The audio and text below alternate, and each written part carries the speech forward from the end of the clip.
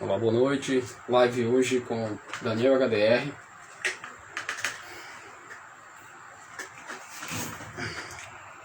Vamos chamá-lo aqui.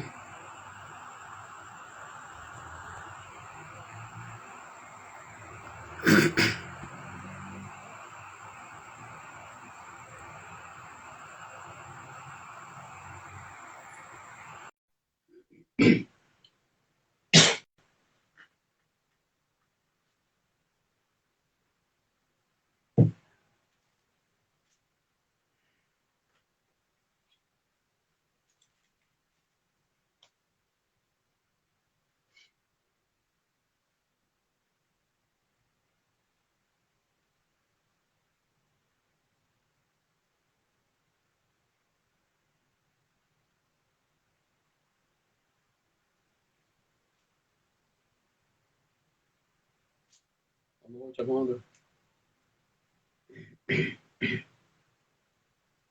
Estamos aguardando aqui Daniel HDR.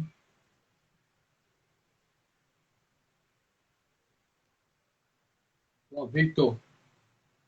Valeu. Estamos aqui aguardando o Daniel.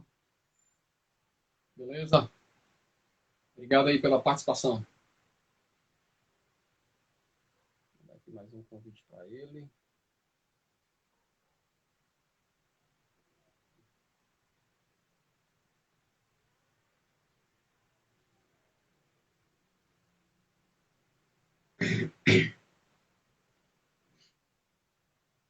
Adilson. Valeu, obrigado pela participação, Adilson. E aí? Deixa eu botar uma luz aqui. Tudo bom? Ótimo. Tá me ouvindo bem? Tranquilo, ótimo. A imagem também tá perfeita. Tá tudo bom. É porque eu tô perto do modem. Tô perto do modem. Tô te ouvindo bem. Com um pouquinho de eco, mas tô te ouvindo bem. Ótimo. Pois, Daniel, cara, muito obrigado. É uma honra. Eu agradeço. Não, eu que agradeço. Agradeço o convite, ao mesmo tempo que eu agradeço como foi engraçado também, quando eu achei que eu tinha tido problema. Isso mostra... Eu fiquei pensando, sabe? Eu fiquei pensando, mas não falei isso pra ninguém não, mas eu vou falar agora, né? É bom, é bom. Como as pessoas são responsáveis, e compromissadas com pequenos compromissos, mas que ele tem esse meu projeto, vamos dizer assim, que eu estou fazendo. Sim. Mostrar o seu trabalho, que dispensa comentários, mas é bom sempre a gente mostrar o que é nosso, né? Você é brasileiro, é um artista espetacular. E esse projeto meu, assim, para mostrar, incentivar as pessoas do quadrinho nacional e pessoas do Brasil que trabalham para editoras, que às vezes tem pessoas que também não conhecem. Evidentemente que tem muitos que conhecem, como eu, que é quadrinista, que coleciona, que sabe quem é a Daniel HDR, mas outros não conhecem. Mas aí eu fiquei pensando, como um cara desse tão ocupado, um homem desse, um cara desse é muito ocupado, muito profissional, trabalha, tem responsabilidade, e veio me pedir quase desculpa porque confundiu a data do horário. Eu achei assim uma coisa de nobreza tão grande em você, que já era fã do seu trabalho. Depois disso aí... Obrigado, cara. Mas ele falou de uma maneira bonita o seguinte: eu tava tão cansado aquele fim de semana, e aí a gente tava fazendo uma live. Eu tenho um quadro no meu programa do YouTube lá, no meu canal do YouTube, que é o Sketch Fight Challenge, que eu reúno desenhistas, a gente fica criando personagens, e aí caiu a internet, a gente conseguiu terminar a live usando o 4G, aí ficamos sem luz. Aí eu fiquei assim, caralho, acabou a bateria do celular. E aí, eu fiquei pensando, como é que eu vou fazer isso? Como é que eu vou avisar ele? Quando voltou, eu dei uma carguinha no celular, de imediato já cheguei para te avisar. Cara, eu perdi o horário, tu me desculpa. Eu falou, não, rapaz, é daqui a umas semanas. Aí eu nem tinha... E foi justamente o dia que eu não assisti tua live. Parece assim uma coisa para dar errado, né? Para ti, né? Para mim tava tudo beleza. Ah, tá Bom, tudo bem, pelo menos e às estamos vezes aqui. às vezes eu assisto a live, mas eu assisto não como o Franja escutou, assisto no meu canal, né? Que é o Sim. Terra Média Pop. Aí não dá para saber que sou eu. Mas às vezes eu tô lá, olhando lá, desenhando lá. Mas nesse Hum. dia que tu falou, eu boiei também. Digo, Daniel tá confundindo. Eu pensei, rapaz, Daniel tá confundindo a data aí desse negócio aí. Mas eu achei uma nobreza muito grande, viu? Ó, você tem até no meu respeito e acredito de todo mundo que é seu fã. É uma honra demais esse projeto, incentivar e mostrar seu trabalho. Todo mundo deve conhecer, mas é uma honra demais. Eu tenho aqui umas perguntas, se o pessoal quiserem perguntar também. Nós estamos com Claro. Daniel HDR, conhecido internacionalmente, só isso. 30 anos de carreira, ou mais um pouco, É, e mais um pouco. trabalhou para mais um pouco, né, Daniel? Mas trabalhou para as maiores, as majors do mundo de quadrinhos. Daniel, eu tenho aqui uma pergunta difícil e fácil para perguntar a primeira. Hum. Quem é Daniel HDR? Eu sou um cara, filho único, filho de um desenhista, filho de um desenhista eletrotécnico, que na verdade amava quadrinhos e nunca pôde trabalhar com quadrinhos. E filho também de uma mãe estilista de moda, que quando esse cara veio a falecer, o meu pai veio a falecer, eu tinha 6 para 7 anos e a única pessoa que pôde dar um apoio assim contínuo, né, constante na minha formação artística foi a minha mãe, né? E aí eu cresci sabendo que um monte de gente sabia que isso não era trabalho, assim, falava que não era trabalho, achava que não era trabalho, quando na verdade eu sabia que era algo que eu queria fazer e que eu sou apaixonado até hoje. Então eu sou um cara que trabalha com uma coisa que as pessoas acham que não é trabalho. Onde é que você está morando atualmente? Você é Eu natural de... sempre, eu sou natural de Porto Alegre, Rio Grande do Sul, sempre morei aqui, apesar de ter tido em alguns outros momentos possibilidade de morar fora, eu sempre estive aqui na região sul do país. E eu nasci mesmo aqui em Porto Alegre, sou filho da Santa Casa de Misericórdia de Porto Alegre. E, assim, nunca morei em outro lugar. Assim, se eu puder dizer que eu morei em São Paulo, eu fiquei mais ou menos um semestre lá, mas não dá para dizer que isso foi morar, né? Foi trabalhando na época que eu trabalhava no Art Comics, né? Que foi quando eu não tinha computador, não tinha scanner, não tinha nada disso, então eu tinha meus primeiros trabalhos para o mercado americano, eu ficava em São Paulo, né, trabalhando lá. E foi o máximo que eu estive longe, assim, por um longo período aqui da região sul, aqui da minha casa. Na década de 90, não foi? Isso, exatamente. Acho que 95. ficou 95 para 96. Studio Art um Comics. pergunta que é pertinente às suas origens mesmo com quadrinho, né? Seu Hum. pai. Como começou sua trajetória, né? Sua trajetória com desenho, né? Como começou a sua história mesmo?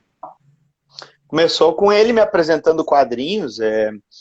A gente fazia algumas coisas assim, eu assistia desenho animado com ele, porque ele curtia. Eu via muitos dos quadrinhos dele, ele me comprava alguns quadrinhos também na linha infantil, né?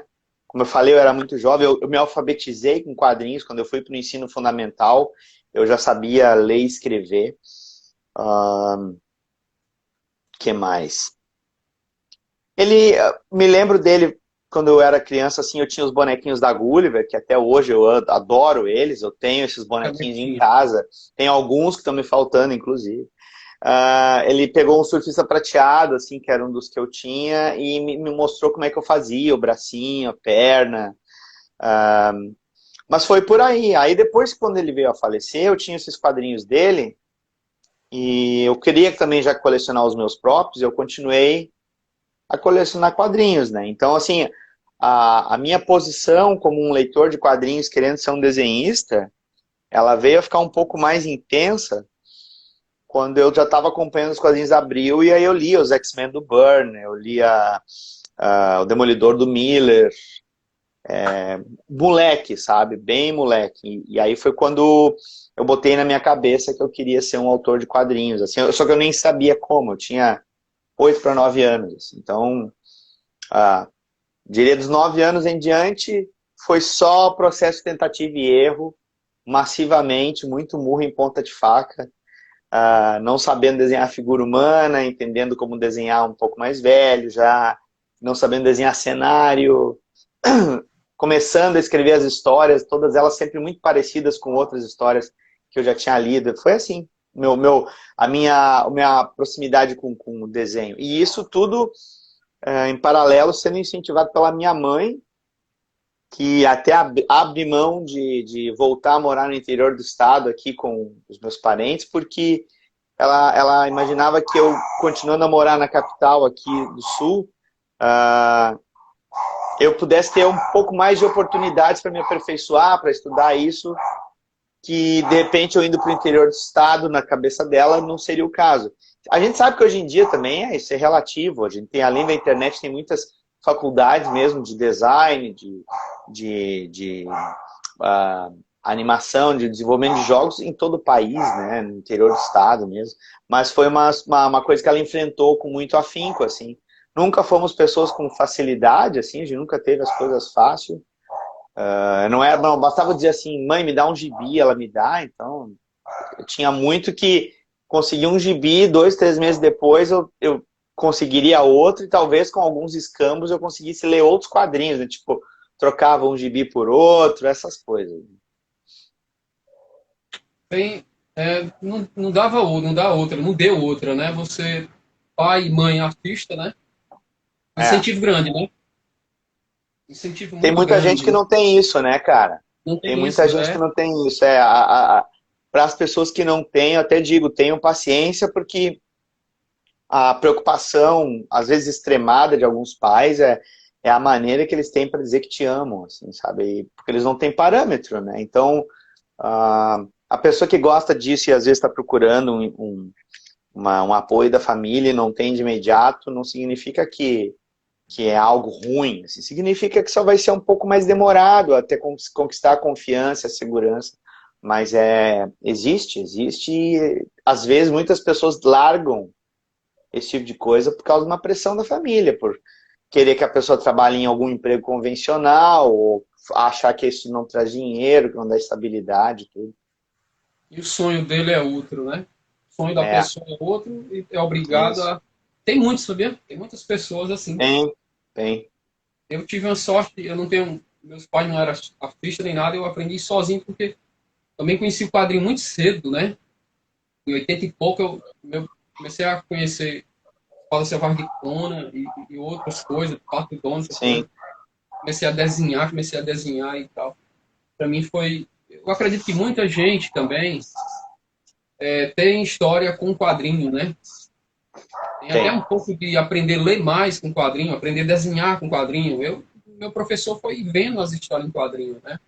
Depois eu comecei a pintar e depois, com 20 e tantos anos, eu comecei a aprender sozinho a esculpir, fazer escultura. Não tinha condições de pagar escola, essas coisas, então isso quadrinho, eu devo tudo também ao quadrinho, né? Então, eu tenho aqui mais umas perguntas, vou agradecer aqui Campos, Campos Marcelli, obrigado pela participação. Tem outros que eu não sei ler o nome, Semar Fus, obrigado pela participação. M. Vício, Ricardo Castro, deixa eu ver aqui. Luan, não sei se o Luan está falando para mim essa mensagem. Você assinou para. Adilson, valeu, cara. Obrigado aqui pela participação. Luan Victor. Obrigado a todos pela participação. Quem eu não mencionei, obrigado mesmo. Ciro, obrigado. Árticos, Adilson Neves, valeu. Vários conhecidos. São seus, né? Muito pessoal que tem a Marcele, por exemplo, foi minha aluna no estúdio. Tem também o F. Souza, o Frederico também é meu aluno de mentoria, entre outros tantos que também acompanham o canal lá. Obrigado por vocês estarem aí, gurizada. o Bom Dia, o Bom Dia Vermes, cara, vai ser um futuro, um desenhistão aqui de mão cheia, que vou fazer live com ele. Nossa. Pronto. Eu vou fazer aqui mais outra Diga. pergunta. Pessoal, se quiserem fazer pergunta ao nosso caro Daniel, pode fazer. Ele não cobra nada pelas perguntas, só pelo trabalho dele. Mas a gente tem que fazer isso, né? Senão não é trabalho, né? Não tem diversão, né? Não paga as contas daí. Daniel, quais editoras, né? Eu sei que você já trabalhou muitas, né? Mas quais editoras você já trabalhou, né? Quais empresas? Das de comics eu diria que eu trabalhei Marvel, DC, Image Comics bem no início. Trabalhei com Dark Horse, que foi quando eu fiz o Digimon. A Avatar Press, que eu fiquei 3 anos na Lady Death, daí eu trabalhei em outros projetos da Avatar também. Trabalhei com a Dynamite recentemente, que teve o Sombra, teve o Battlestar Galactica. Daqui no Brasil teve JBC, Sampa, The Arte, Editora Abril. Teve a Jambô também, né, que publica recentemente material de RPG do Universo de Tormenta. Várias editoras, pequenas, médias e grandes. Assim. A gente tem que se virar, né? A gente quer fazer o que a gente gosta, não pensa assim, só vou trabalhar com um determinado tipo de quadrinhos. Eu gosto de fazer história em quadrinhos, vários gêneros, vários tipos de quadrinhos, seja escrevendo e desenhando. Então foi várias editoras com que eu passei. E tem passado, né? Show. Um currículo grande mesmo, viu? Quais personagens já desenhou, né? Profissionalmente, evidentemente, e o que mais gostou de desenhar, né? O personagem que você... Até o presente momento, assim, é mais fácil dizer o que eu não fiz. Na Marvel, eu não trabalhei com personagens urbanos, tipo Justiceiro, Demolidor. Justiceiro, Demolidor, Aranha, Surfista Prateado, que nem é urbano, é cósmico, eu gosto muito. Na DC eu não trabalhei com alguns, mas eu trabalhei com uma boa parte dos times. Trabalhei com Legião dos Super-Heróis, trabalhei com Liga em projetos paralelos, Liga da Justiça, Titãs, trabalhei com Stormwatch e alguns personagens solo também, como foi o caso do Nuclear, foi o caso do Cyborg, Superman. Foi bastante coisa, cara, foi bastante coisa, assim.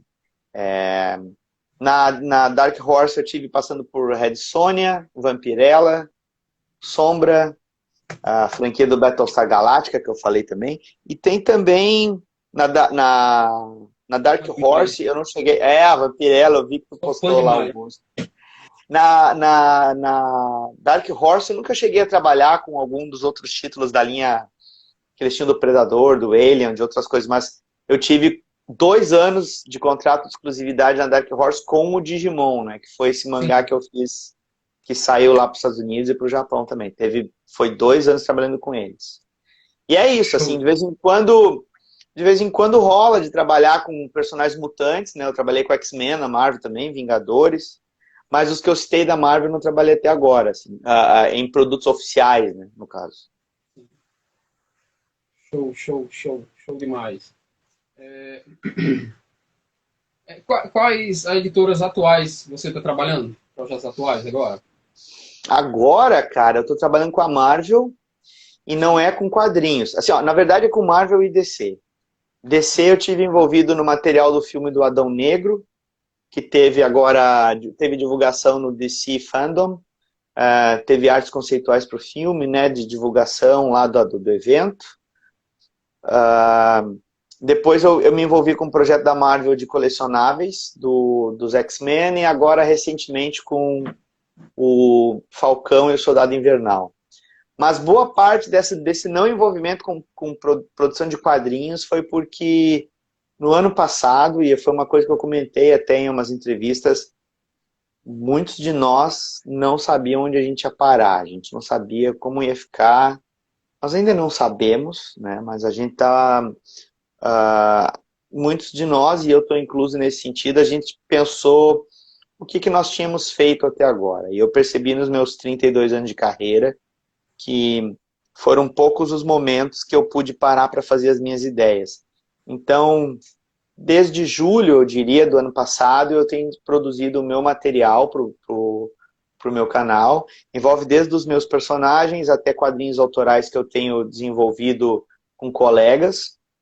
Um deles é o Alec Peleias, que ele até anunciou no final do ano passado, a gente está produzindo junto. Ainda não revelamos nada, mas deve em breve dar alguns ares disso aí. E também tem os meus projetos que eu estou desenvolvendo no sangue doce para poder dar conta de tudo, que eu quero oferecer para mercado externo e interno, né? E eu já também botei na minha cabeça que se for para rolar trabalho do mercado de fora, não vai ser longos períodos em títulos regulares, assim. Pode ser até uma edição fechada ou para ajudar um outro colega para completar uma edição, mas eu não vou mais ficar tanto usando todo o meu tempo para produzir as páginas para as outras editoras, porque realmente eu quero produzir mais os meus projetos. Foi o que a gente lembrou agora há pouco. Eu estou com mais de 30 anos de carreira e eu percebi que desses 30 anos praticamente foi um projeto por década que eu fiz. Se eu fosse dividir, sabe, dividir proporcionalmente. Então eu quero poder fazer mais, sabe? E por quê? Porque eu estava sempre correndo atrás da máquina. Eu engatava um projeto, eu ia para outro. Eu ia de uma editora, eu ia para outra. Então, essa situação toda da pandemia, e não saber se tu vai parar vivo no outro dia, me deixou me questionando, sabe? O que eu estou deixando de fazer para poder só ficar correndo atrás da máquina. E foi pouco tempo mesmo, Rodrigues, exatamente. Pode rir, é verdade. Pouco tempo mesmo. Porque eu comecei muito cedo, né? Eu tenho 46 anos, eu comecei muito jovem com quadrinhos profissionalmente, né? Então eu resolvi isso aí. Se vai acontecer alguma coisa mês que vem, daqui a 2 meses, não sei, mas se acontecer não vai tomar tanto do meu tempo, porque eu tenho dividido muito o meu tempo de produção nesse sentido, né? Quer dizer que temos novidades de Daniel HDR, né? Tem sim. E algumas delas estão exclusivas para os apoiadores do meu canal, né? Porque assim como os eventos ficaram muito limitados e tu não tem como lançar versões físicas o tempo todo do que tu publica, eu percebi que o caminho digital, isso eu já tinha percebido há mais tempo, ele encurta muito o espaço, sabe? A distância entre o leitor e o autor. Então, como eu tenho muitas pessoas que apoiam meus projetos lá no canal do YouTube, no colabora.ai/DanielHDR, eu vou disponibilizar para essas pessoas primeiro. E se eu vier a publicar depois impresso, vai ser depois, mas essas pessoas que estão me dando apoio durante todo esse período, elas que vão ser as primeiras a ver. Que bom, que bom. Ótimo, ótimo demais. Daniel, você falando do mercado nacional, né? Da produção nacional também, né, os seus projetos pessoais para cá também, né? Como você vê o mercado nacional, né? A produção nacional de um tempo para cá, como é que você vê hoje? Você que é um profissional da área. Assim, eu vou tomar a liberdade de citar um comentário que uma vez o meu amigo Sidney Guzman fez em uma entrevista, não me lembro qual, mas ele comentou que a gente tem as ondas, né, de crescimento de vendas, de mercado, de demanda, e a gente tem as baixas, né? Eu te diria que com a CCXP, a produção nacional ela ganhou um gás assim, que não tinha, porque a CCXP tinha virado o 13º salário. Eu tô sério, né, Sapão? Mas tô careca que nem tu, ó. Não, Sapão tá mais. Sapão tá mais. Tá careca não. Não tá. Então, eu deixei raspar a cabeça para dar uma refrescada nesse verão lacinante. Mas como eu tava falando, o que eu fiz? Eu resolvi, então, analisar esse mercado e eu cheguei à conclusão de que a CCXP estava sendo o 13º salário de muito autor brasileiro, né? E com a restrição dos eventos, com a pandemia, muita gente ficou a ver navios, né? E teve que haver uma migração natural para os markets digitais, né? Para os mercados digitais, seja da Amazon, ou mesmo da editora independente pegar e vender o seu produto, né, online. Muitos autores não estavam gostando muito disso, né? Ou até não gostam ainda, eles não estão acostumados a gerar essa proximidade que tu está fazendo com o teu público, que eu faço com o meu, que um monte de outros artistas fazem também. Então, com a volta dos eventos, talvez eles consigam até recuperar um pouco do mercado que estava se conquistando, né? Do leitor casual, que tu acabava meio conquistando nos eventos. Mas eu acho que não vai ser de uma hora para outra. E o que está acontecendo agora é que quem dependia única e exclusivamente dos eventos está precisando se reinventar. E se eles não deram o próximo passo, que é de abraçar a plataforma digital para atingir leitores, né? E quando eu falo plataforma digital, não é nem para se publicar só, é para vender. Entendeu? Vender o seu material. Se fizer isso, se conseguir estreitar esse laço, eu acho que a produção não para. Pode até diminuir um pouco os números, mas a produção não vai parar. E eu acho que o que está acontecendo aqui no Brasil é isso, né? Já estava tendo um mercado editorial bastante capenga, sofrendo bastante, agora com essa crise que a gente está inserido, e todos os insumos para a produção gráfica têm cotação por dólar, fica realmente muito caro, até para as editoras conseguirem não ter uma venda casual e terem que depender de pré-venda, por exemplo, né? Tem editora fazendo financiamento no Catarse, tem editora trabalhando com pré-venda em 2, 3 sites diferentes. Assinaturas, né? E quadrinho, a gente sabe, a gente tem que aceitar o fato, e eu sou um autor que tenho plena consciência disso. O quadrinho, ele é um produto de nicho, se tu for pensar para o grande público, assim. Não tem como tu chegar com um quadrinho, às vezes, que é muito autoral, assim, num público casual.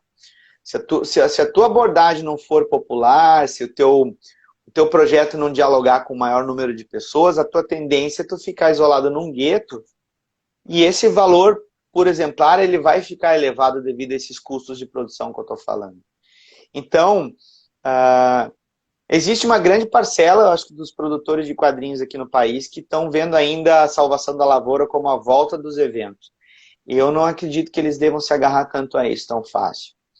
Então, eu acho que para a situação não ser pior, está na hora do artista, do ilustrador, tentar, de repente, abrir um pouco o seu leque, perceber que não basta ele só fazer o quadrinho autoral, que tem alguns que gostam, ele tem que atingir mais pessoas. Talvez se reinventar.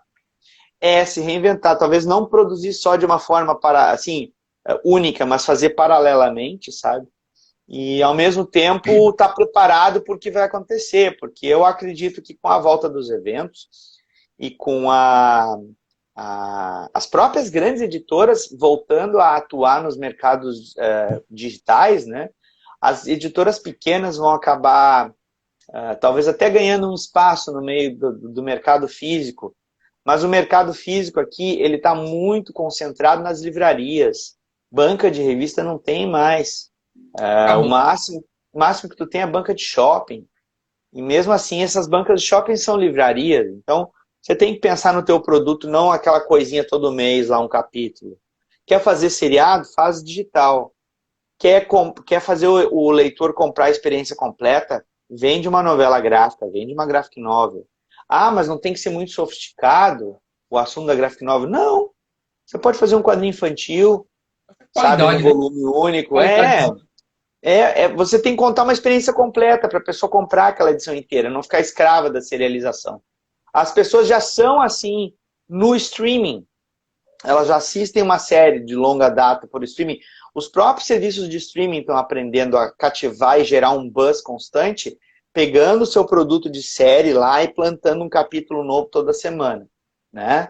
A gente tá vendo aí o WandaVision, The Boys foi assim também. Tem um bocado de série que toda semana eles põem um capítulo novo, porque é mídia nos canais falando a respeito disso, comentando o lançamento da semana. Então, se tu publica um quadrinho, tu quer serializar a tua história, não fica pensando mais em serializar em banca. Tu não fideliza mais um leitor assim, sabe? Tu fideliza o leitor com a experiência completa dele ler uma história com início, meio e fim, ficar cativado e querer ver a próxima história que tu vai contar. Eu acho bacana essas one shot. Cara, eu acho bacana. One shot, a graphic novel, assim, eu acho uma edição logo completinha, logo, né? É. Assim, Tem a muito. gente sabe também que é uma experiência completa, né, cara? A gente tem. A gente teve uma experiência diferente de leitura. A gente conseguia ter uma regularidade para poder ir na banca e esperar avidamente o próximo capítulo. Hoje, um leitor novo, ele não vai ter essa paciência.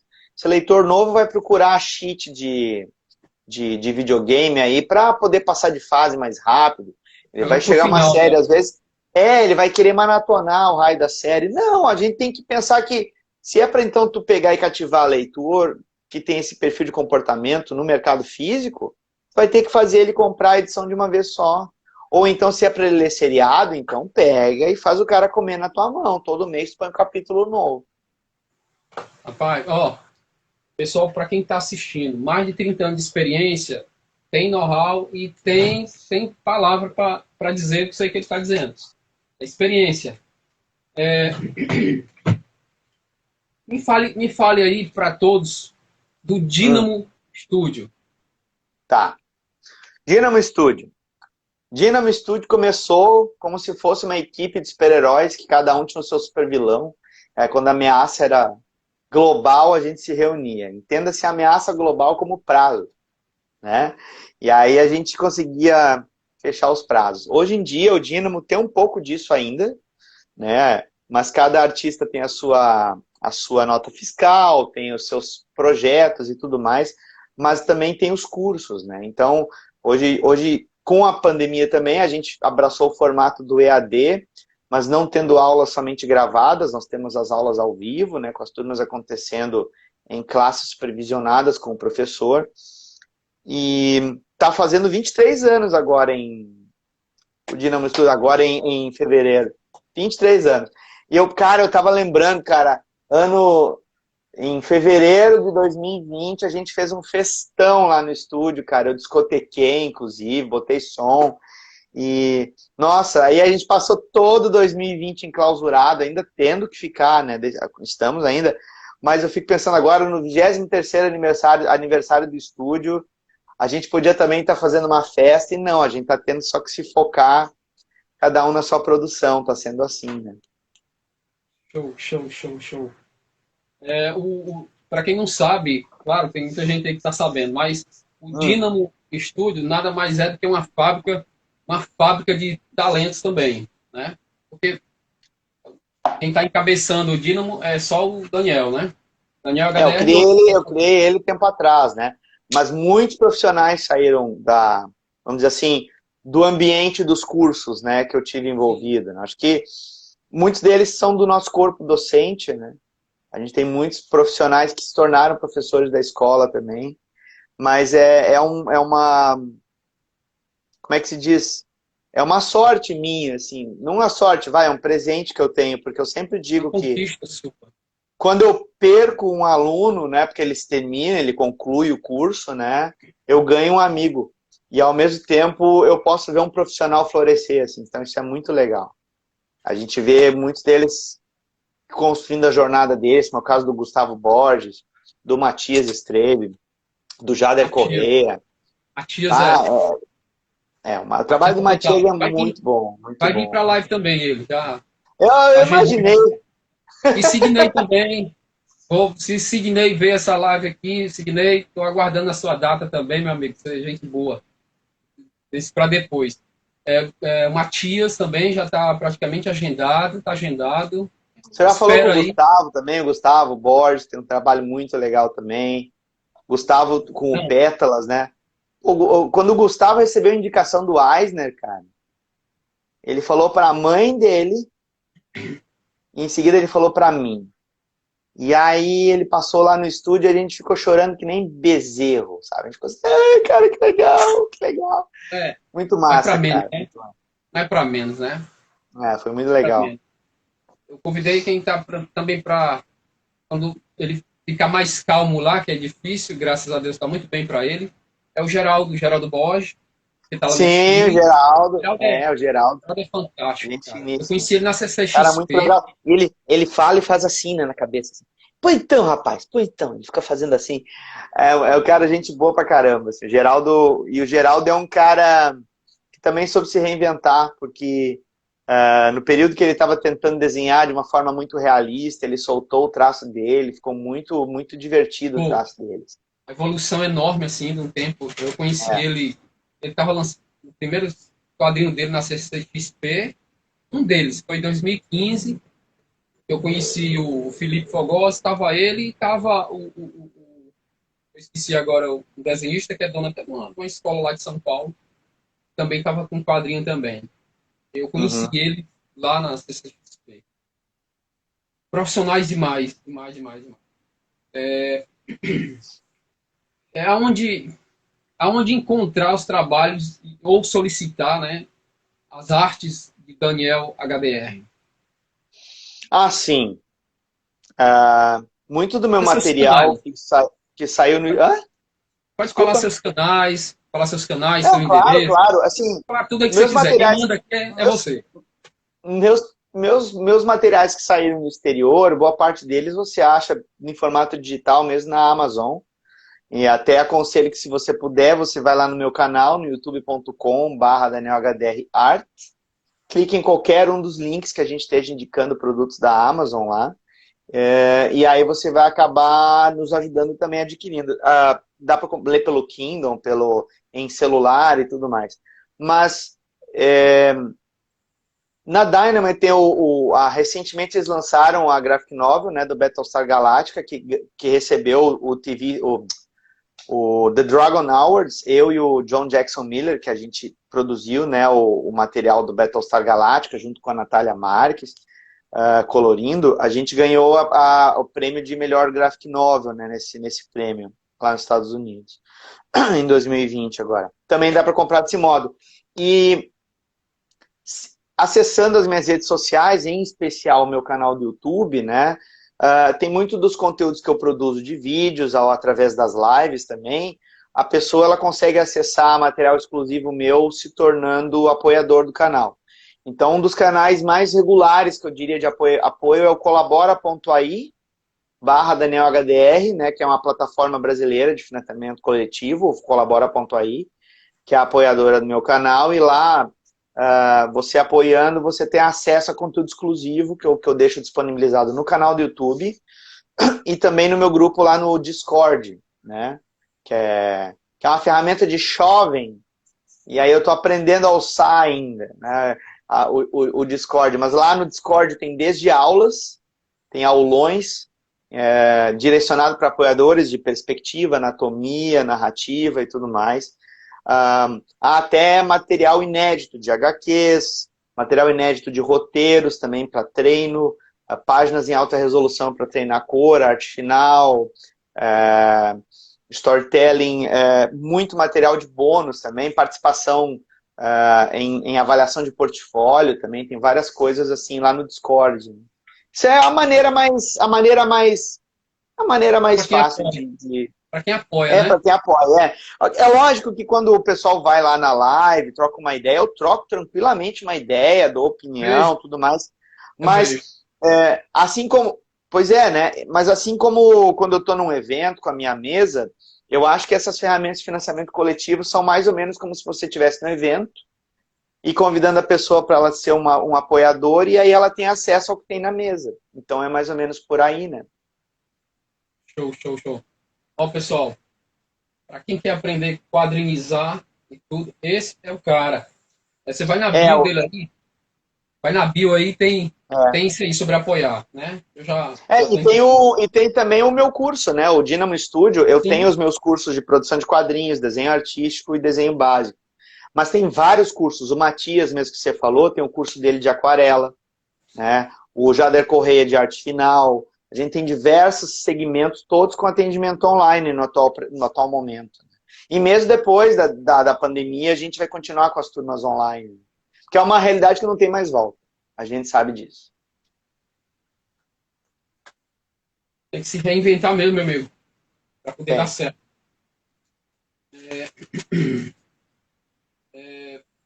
Daniel, eu quero que você deixe uma mensagem, aliás, deixe dicas para quem quer entrar nesse mercado, mercado estrangeiro ou nacional, não importa. Quem quer entrar no mercado de quadrinista ou roteirista ou relacionado ao quadrinho. Deixa Eu acho que eu costumo dar dicas separadas, mas eu acho que me permita chegar um pouco mais a fundo, assim. É uma coisa que aconteceu já com alunos que se questionaram, perguntando por que eles não tinham tanta disciplina, assim, para poder ter uma produção constante, para evoluírem como artistas ou como profissionais prestando serviço, né? Artistas profissionais prestando serviço para editoras e tudo mais. Eu acho que a melhor questão, assim, para eu botar de pensamento é dessa pessoa que está pensando assim, como é que eu devo fazer, o que, que eu tenho que fazer, para essa pessoa se perguntar o que, que ela está deixando para a posteridade, o que, que ela está deixando para ser lembrada. Porque, na verdade, assim como a prole, ela ajuda a gente a enganar a morte, a, a arte ela é uma ferramenta da gente enganar o esquecimento. Então, eu acho que se você quer se tornar uma pessoa que possa chegar na vida das outras pessoas que vão ler o seu material, ou vão mesmo se influenciar pela tua arte ou pelo teu trabalho em si, pense que isso vai reverberar, sabe? Tal como o nosso grupo de amizades, que é da nossa família, que quando a gente vê a partir, essas pessoas vão se lembrar da gente. Para aquela pessoa que nunca te viu, mas leu o teu trabalho, olhou as tuas artes, tu vai afetar ele em uma pequena fração, sabe? Então pense isso, sabe? Que investir no seu talento, seja publicando uma coisa que é só sua, ou sendo um profissional que quer desenhar personagens para uma editora X, Y, Z, pense que isso que você está fazendo é um legado que você está deixando. Então, se isso não for motivo suficiente, pense nos boletos. Mas, além dos boletos, cara, o que, que vai sobrar depois? Vai sobrar o que você plantou, como professor, ou como um artista, ou como um escultor, ou como um músico, ou como um escritor, sabe? Vai sobrar isso. Então, tu tem que pensar que ser criativo é a tua maneira de enganar o esquecimento, porque tu deixa a tua marca nesse mundo. Rapaz, eu me arrepiei agora, viu? Né? Me arrepiei Que é agora. isso, cara. Mas é verdade, todo mundo vai morrer um dia. Eu tô te falando a verdade. E a gente tem que tornar o nosso tempo nessa terra aqui cada vez mais prazeroso. Não só pra gente quando a gente cria alguma coisa, mas também para as pessoas que tomam contato com a nossa arte, com essa extensão da gente, né? E tudo que a gente planta, né? Você vai colhendo e daquelas sementes vão nascendo outras Exato. colhendo. Por exemplo, o seu legado de história me incentiva a outros que vão se tornar profissionais, que esses profissionais vão incentivar outros profissionais, que nós, um dia se vamos, vai ficar esses Pois é, posteriores. a mesma coisa que eu. E aí, de repente, tem um moleque que está passando por essa tua live aqui, seja me ouvindo, ou ouvindo algum outro entrevistado teu, ou mesmo olhando as coisas que tu posta, os teus processos de escultura e tudo mais, aquilo vai ter dado um estralo na vida dessa pessoa que pode ter feito a diferença para o resto da vida. Sabe? E quando a gente para pensar na responsabilidade que a gente tem por expor o nosso trabalho, né? Então, isso é muito louco, cara. É como se tu estivesse plantando o teu legado, sem perceber. Tu tá afetando tudo à tua volta. Rapaz, olha, isso é uma verdade. Eu estou recebendo vários feedbacks, cara, pessoas que eu nem conheço estão mandando convite, aí eu, rapaz, eu quero só dizer mesmo, tu vai falar com o Daniel HDR, cara, eu sou fã desse cara, sou fã demais desse cara, posso te falar. Então isso é muito bacana, né, porque não só pela live em si, mas porque eu estou constatando mesmo que não só eu, que é fã do seu trabalho, que respeita você, a sua pessoa e seu trabalho. Eu sei do seu legado, né? Mas pessoas que estão mais envolvidas com desenho do que eu. Eu desenho pouco, né? Mas pessoas que têm um sonho mesmo de ser um desenhista top se inspiram em você, se inspira no outro, né? Outro profissional, se inspira no outro. Mas isso é um negócio muito, muito bacana demais. Você ouvir a paixão do Mas cara. uma coisa que eu aprendi nesse tempo todo é que, assim, é lisonjeiro a gente ser fonte de inspiração, mas a gente também tem que mostrar para as pessoas que a vida de cada ser humano, ela é valiosa, sabe? Que a jornada de aprendizado é valiosa. E que você não precisa ser o paralelo. Você pode ser uma motivação, mas não precisa ser o paralelo. As pessoas não precisam tomar as mesmas escolhas profissionais que você, né? Ou então seguir os mesmos caminhos que você. Porque os meus contatos que eu tive para me tornar um artista são diferentes dos teus, são diferentes dos do Geraldo, são diferentes do Deodato, sabe? A gente teve histórias de vidas diferentes. E justamente o que nos une é essa questão dessa paixão que a gente tem pelos quadrinhos, pela arte. Mas quando tu chega, o teu trabalho chega naquele moleque novo que está pensando assim, não, eu vou fazer as mesmas escolhas que o fulano e eu vou ser igual a ele. Ele nunca vai ser igual a você. Assim como eu nunca vou ser igual ao Garcia Lopes, que foi um cara que eu cresci admirando, ser igual ao Bernie, ser igual ao Pérez, sabe? E tem tantos outros. A gente tem que entender que a nossa história ela é incrível, sabe? Agora, tem que educar, às vezes, os moleques. Tem uns moleques que acham que eles têm que escolher o mesmo material que você escolhe, ou fazer, sabe, ler os mesmos quadrinhos que você leu. Quer ter essa experiência? Beleza, mas não vai ser isso que vai te construir como artista. É o suor, é a dedicação, é o teu treino da percepção, sabe? Para tu entender como as coisas funcionam, para tu entender como as formas são construídas. E aí o resto do caminho é teu. O mérito é todo teu também. É o destino que você, o rumo que você traça, o caminho pode ser totalmente variável para cada pessoa, né? Eu ia até te perguntar assim, não sei se a gente tem tempo aí, tu tá controlando o tempo, tá sabendo mais ou menos?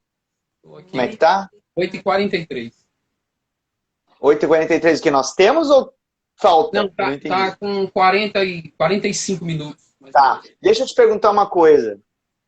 Tu já parou para pensar qual foi o momento que tu teve a virada de chave na tua vida, que tu virou o artista que tu é agora, o escultor, sabe?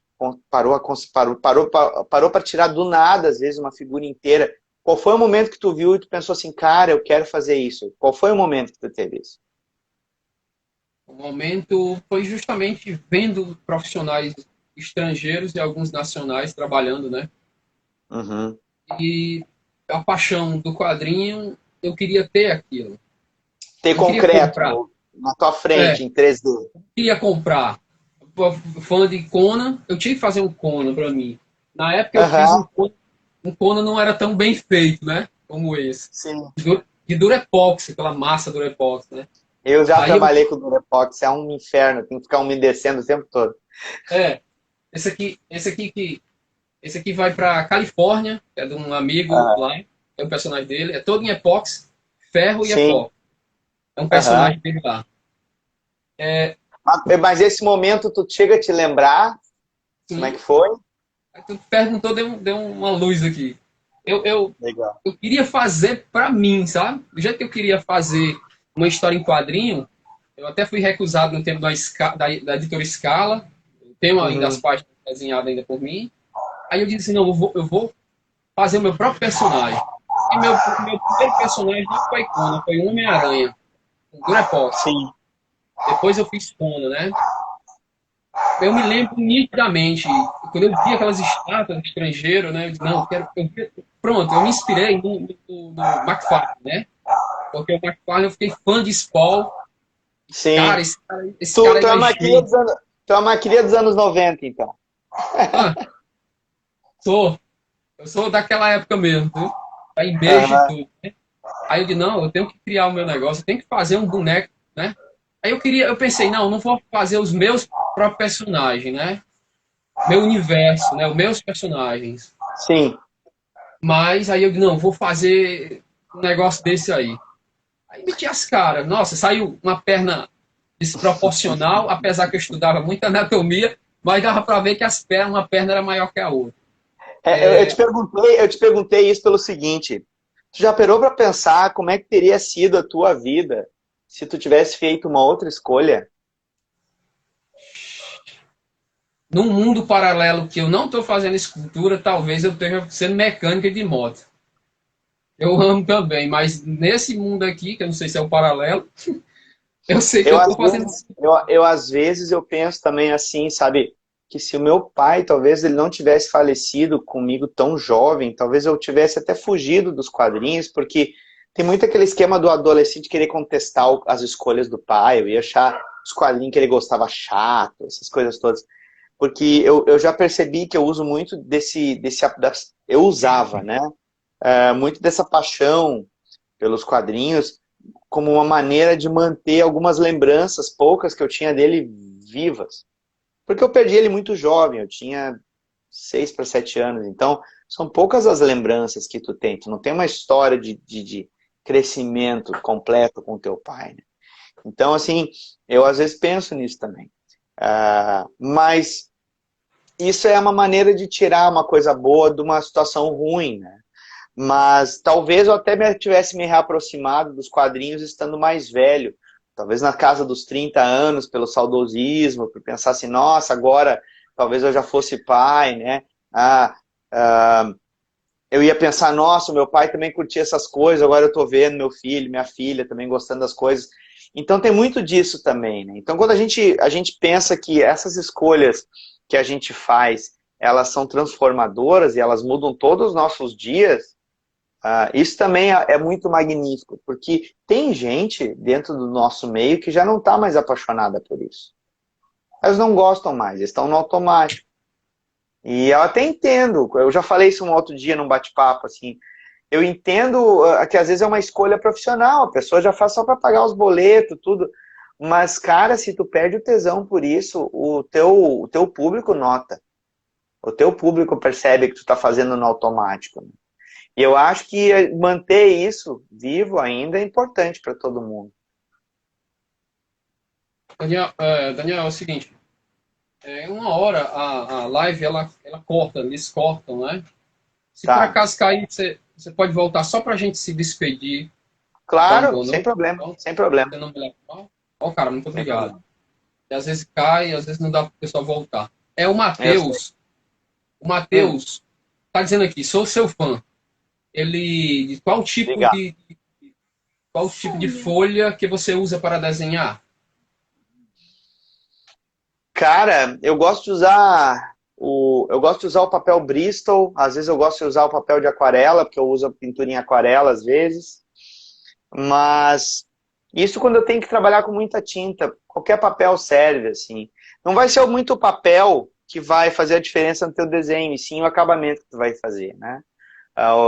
O Mozart Couto mesmo, o Mozart Couto e o Watson Portela faziam originais maravilhosos em folhinha sulfite, sabe? Sulfite 90 gramas, 70 gramas. Eu tenho originais do Watson que são absurdos, tudo é papel chamequinho, sabe? Papel comum A4, assim. Então, eu acho que Watson eu Portela, tenho né? essa minha escolha, mas é pelo resultado final, não pelo processo, né? Eu conversava com ele, aí perdi o contato dele com o Watson, né? É o Matheus, não, é o Campos Marcelli. Eu li direito. A Marcele Campos, sim. Marcelli, né? Pronto. Isso. Você possui dicas para quem quiser fazer animação? As dicas que eu sou é entender que é um trabalho abnegado. Porque eu, pelo menos, eu não tenho saco para animação, Marcelo. Eu gosto de fazer um desenho diferente do outro, por isso que eu gosto de quadrinhos, que assim, a dinâmica é constante. A animação, tu tem que fazer, às vezes, 30... Sabe, uma semana de trabalho para fazer 1 minuto, às vezes, de movimento de animação. A minha dica é ter muita paciência. A minha dica é essa. Software existe, técnicas existem, tu tá aprendendo muita coisa com o Roger também, mas a minha principal dica é tu ter paciência. Se tu não tiver paciência, bola pra frente e faz outra coisa. Paciência pouca de monge, né? Tu que trabalha com clay, trabalha com epox, tu sabe que tem que ter um saco desse tamanho. Cara, e às vezes tem cliente e amigo que não. Poxa, cara, pensei que era rápido. Eu digo, cara, nem é miojo. Miojo é 3 minutos, cara. Tu quer que eu faça no segundo? Se tu tivesse uma impressora 3D, um injetor de resina, mas não, né? Tu faz a parada toda na hora também. Na mão, né? Então, eu sou escultor tradicional mesmo, eu faço, né? Aqui eu estou fazendo o Java, Aham, do Martin Mystery, de epóxi. tô ligado. Estou fazendo o Caçador já de Clay, né? Caçador da editora Aham. Tai. Então, esse negócio, nossa, é um exercício para paciência. O Rodrigues, estou fazendo também uns fantasmas aqui também, para já já enviar, e outros É personagens. verdade. Tem um O para o meu espaço tá amigo, pronto. tem o meu amigo Rafael Dantas, que ele também é fãzão também. Ele também desenhou, ele é de Fortaleza, desenhou o Fantasma lá para o mercado estrangeiro, me esqueci agora. E Uhum. abração para ele aí demais. Abração para o meu amigo Francisco do Multiverso AC do Acre. Tá, vai ser o governador do Acre, o homem é fera, os eventos lá no Acre. Qual o tamanho do arquivo digital que você usa para quadrinhos? Nosso amigo Rodrigo. Eu gosto de usar 600 dpi, porque se eu estiver usando algum brush que trabalha com alguma informação um pouco mais de textura, ou mesmo eu escaneio uma imagem que eu preciso manter esse tipo de informação no acabamento do desenho, os 600 dpi me ajudam bastante a manter essa integridade assim, do arquivo. Responde lá.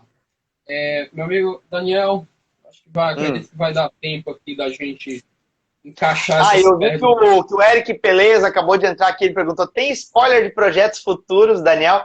Ele acha que eu não falei, eu falei, Pelez. Só que eu não dei briefing eu não dei Ele vai briefing do que vai ser assistir. HQ, né?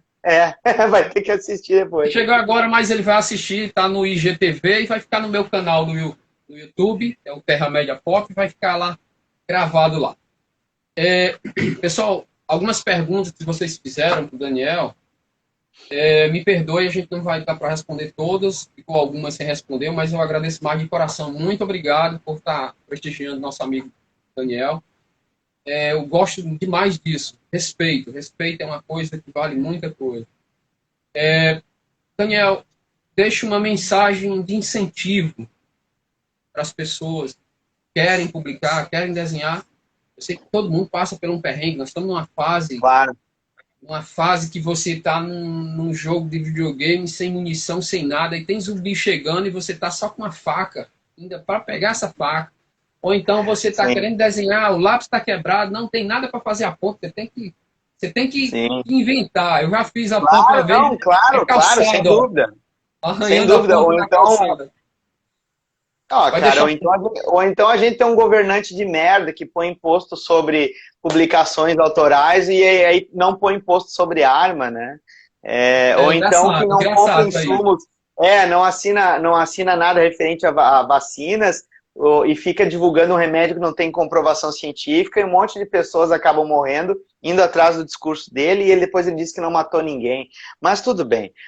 O fato é que eu acho que uma coisa que eu posso dizer é que nós estamos num momento em que a gente poderia abrir mão de fazer muitas escolhas profissionais, né, de querer trabalhar com as coisas que a gente é apaixonado e tudo, e muitas vezes as circunstâncias deixam a gente longe disso.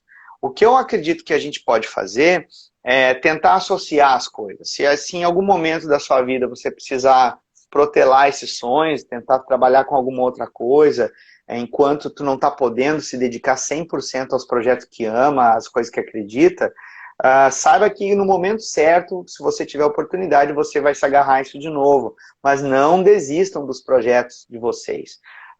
Nós temos N maneiras de poder se profissionalizar, de poder se aperfeiçoar, de poder se publicar, que não são mais aquele caminho das pedras que tu tinha de antigamente, de um editor te descobrir, tu ser um desenhista, um autor que é publicado e é apadrinhado esse tempo todo. Não, tu pode ter o contato com o teu leitor, tu pode te publicar, tu pode mobilizar a tua rede social, tu pode conquistar novos leitores através das portas da internet, tu pode atingir outros países prestando serviço através de facilitadores, como a própria banda larga, né, de internet. Mas não deixe para depois, não existe mais tanta desculpa de eu não tenho chance, ninguém acredita no meu trabalho, ninguém me descobre, sabe? Se você ficar pensando que você que você vai precisar de um sugar publisher, sabe? Tipo um sugar daddy. Não, mano, sabe? Você tem que se publicar, cara. Você não tem que ficar sendo apadrinhado por, sabe, uma pessoa ficar ali pegando e te publicando o tempo todo. Você tem que se publicar e tem que falar com o teu público, cara. Se não é assim. Daniel, ela, 7 segundos, 6, ela vai